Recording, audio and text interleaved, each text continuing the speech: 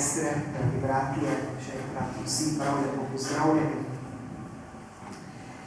Gotovo ste bili že kdaj v gledališču in veste, da na koncu predstave pridejo ponavadi akterji kakšne drame na oder, da jih še enkrat vidimo in da jim zaploskamo. Naj bo ta prispodoba namenjena tudi današnjemu prazniku. Ob koncu velikonočnega praznovanja, po velikonočnem času, obhajamo praznik Svete Trojice. Lahko bi rekli, da so to akterji naše odrešenske drame. Toda v našem primeru gre za mnogo več, kakor gre za igro. Kajti v to dogajanje smo vključeni vsi. Vsi krščeni, ki smo bili krščeni v imenu Očeta in Sina in Svetega Duha. Ne gre torej za gledališče, gre za praznovanje odrešenja. In to celotno delo je delo Svete Trojice. Večkrat rečemo, da je Sveta Trojica skrivnost in da težko karkoli o njej rečem. Gotovo to do neke mere drži. Toda tisto najpomembnejše pa nam je vendarle Bog razumel. In je zapisano v Janezovem evangeliju, da je Bog ljubezen. Kaj to pomeni? To pomeni, da ga ne moremo spoznati z razumom. Kajti z razumom ni mogoče priti do ljubezni. Mnogo bolj se lahko Bogu približamo s srcem. In če bi se spraševali, kaj je tisti organ, s katerim človek veruje, potem je to srce.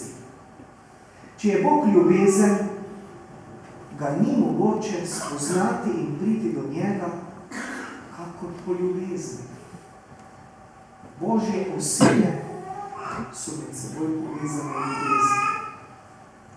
In če hočemo vsaj malo zaslutiti, kaj je Sveta Trojica, potem se moramo tudi mi v tej ljubezni približati Bogu. Imamo čisto praktično izkušnjo. Veste, da človek lahko spozna samo tisto, kar ima rad. Kar sovraži, tega ne more spoznati.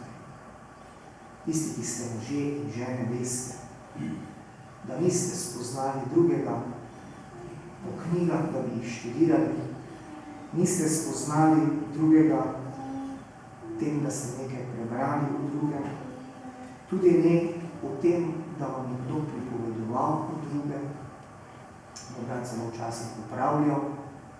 Ne. Spoznavali ste se drugega v ljubezni, v odnosu. In tako tudi Bog med nas prihaja v odnosu. Bog je poslal Jezusa Kristusa iz ljubezni.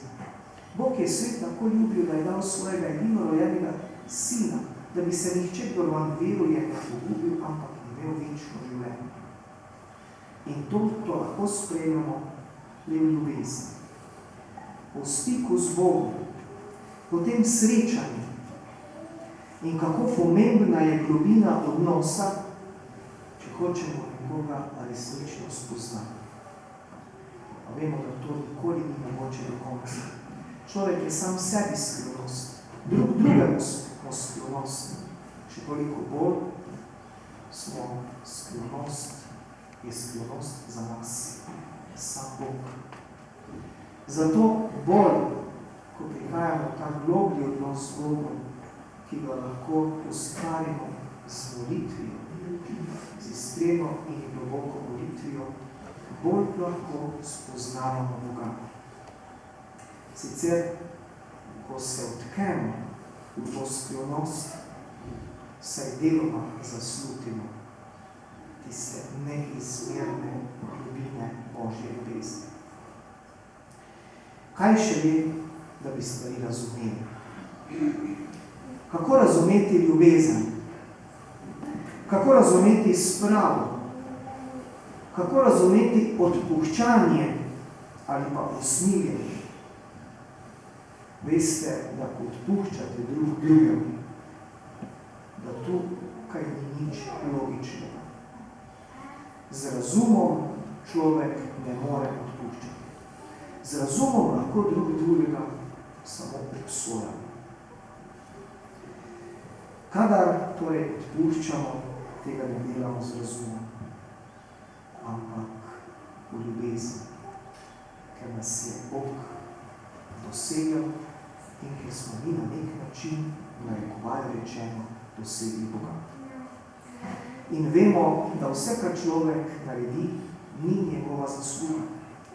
To lahko dosežemo le po delovanju Svetega Duha, ta tretja Božja oseba, ki je morda velikokrat spregledana in pozabimo na njo. To je dar, to je milost. Poglejte, Sveto pismo lahko človek prebere. Lahko vemo veliko o Jezusu, pa še ni nujno, da ga ljubimo, da je on oseba, ki je vstopil v naše življenje. Sveti Atanazij je zanimivo zapisal, pravi, odnos med očetom in sinom nas ne zadene preveč, če o njem samo beremo. Tudi to, kako oče pošlje nad sina Svetega Duha in Svetega Duha, nas tudi ne zadene. Da stvar postane za nas aktualna in življenjsko važna, to naredi Sveti Duh. On nas vcepi v to življenje. Zato je zelo pomembno eno vprašanje. Kako preiti iz evangelija na apostolska dela?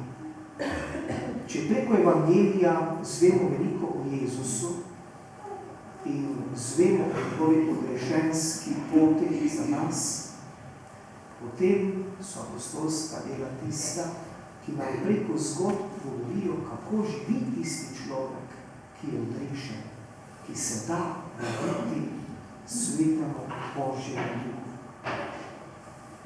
Ni dovolj torej, da odrešenje samo spoznamo. Pomembno ga je živeti, predvsem živeti to odrešenost. Vidite, vprašanje cerkve, vprašanje skupnosti je ravno to vprašanje prehoda iz evangelijev na apostolska dela. Tam vidimo praktični primer, kako so prvi kristjani živeli to odrešenost. Drugače, cerkev postane institucija. Lahko bi rekli, da jo lahko sociološko definiramo, lahko jo označimo, določimo. Vemo, da v časopisih veliko govorijo o cerkvi, kakšna je, ki jo jemljajo zgolj kot institucijo. Nikoli pa nisem v časopisih zasledil, da bi pisali o Jezusu Kristusu, o Svetem Duhu, ki to cerkev vodi in ki je najpomembnejši akter tega Božjega življenja v cerkvi. Jezus ni ustanovil cerkve z nekim odlokom, manifestom, z nekim aktom, pravnim aktom, z deklaracijo.